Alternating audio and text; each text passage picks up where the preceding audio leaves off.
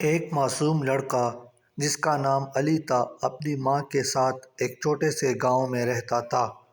علی کا بابا چل بسے تھے اور اس کی ماں بھی بیمار تھی۔ ان کے پاس کچھ بھی نہیں تھا سوائے ایک پرندے کے جو علی کو بہت پسند تھا۔ وقت گزرتا گیا اور علی کی ماں بھی اس دنیا کو الوداع کر گئی۔ اب صرف علی اور وہ پرندہ رہ گئے تھے۔ علی نے اس پرندے کو اپنا ساتھی بنا لیا اور اس کا نام سچا پرندہ رکھا۔ سچا پرندہ ایک خوبصورت اور وفادار پرندہ تھا۔ وہ ہمیشہ علی کے ساتھ رہتا اور اس کی مدد کرتا۔ ان کے دوستی کی کہانی گاؤں کے لوگوں تک پہنچ گئی اور وہ علی اور سچا پرندہ کی دوستی کی مثالیں دینے لگے۔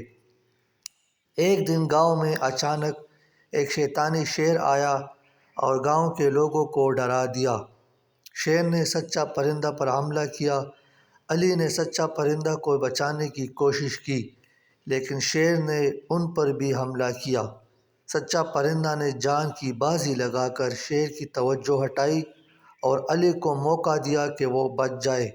علی کو شیر سے لڑنے کی جرأت آئی اور وہ اپنے سچے دوست کے لیے لڑنے کے لیے تیار ہو گیا۔ علی نے شیر کا بہترین طریقے سے مقابلہ کیا اور شیر کو دور بھگا دیا۔ اس دن سچا پرندہ نے اپنے دوست علی کو نہ صرف جان کی بازی لگانے کا سبق دیا بلکہ اس نے علی کو حقیقی دوستی اور وفاداری کا مطلب بھی سکھایا۔ جب گاؤں کے لوگوں نے سچا پرندہ کی شجاعت اور علی کی دوستی کی داستان کو سن لیا تو ان کا دل ان کے لیے محبت سے بھر گیا۔ انہوں نے علی اور سچا پرندہ کو گاؤں کا شہزادہ اور سپاہی قرار دیا۔ تو دوستو، اس کہانی سے یہ سبق سیکھا جا سکتا ہے کہ وفاداری اور دوستی ہر مشکل کو فتح کر سکتی ہے۔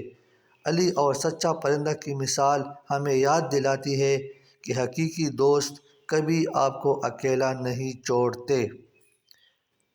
تو دوستو، اگر آپ کو یہ کہانی پسند آ گئی ہو تو چینل کو لائک اور سبسکرائب کرنا مت بھولیے۔ Thanks for watching.